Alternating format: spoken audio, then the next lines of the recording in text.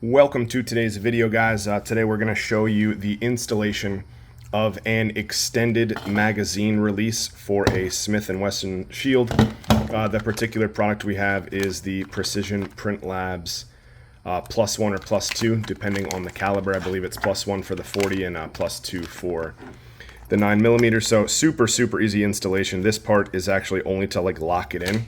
Gonna set that aside for now, get rid of the packaging. We have a 7 and an 8 that came with our Shield, so we will start with the 7. I'm going to show you the fit right now. That's how it looks, nice and flush. So we will set that aside. So super simple process, guys.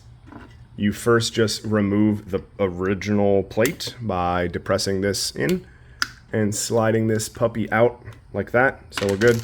Hold it in with your finger. Uh-oh, it's about to slip out. Hold it in with your finger as best you can. It just makes it easier. And then you're just going to replace the plate with the new plate.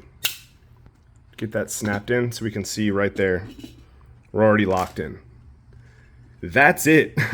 So, to lock it in and make sure we're doing a good job, it includes this set screw and this little bracket right here. So this fits in just like so. Make sure I'm doing this right.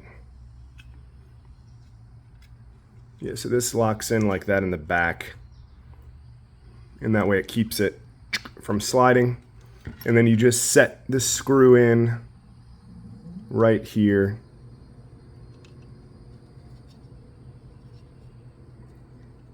Get that nice and tight. Not too tight. All right, so that's good.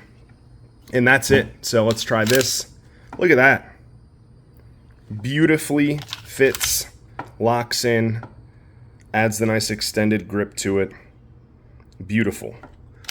This does work on the 8-round mags. However, when you're done, because it does extend it out a little bit too much, it's going to end up looking like this. So my recommendation is to add it to the 7, but again, you can add it to whatever magazine you want as long as you're all right with a little bit of a weird aesthetic. So thanks for watching the video, guys. I'll include a link below to this product if you want to try it out for yourself. Have a great day.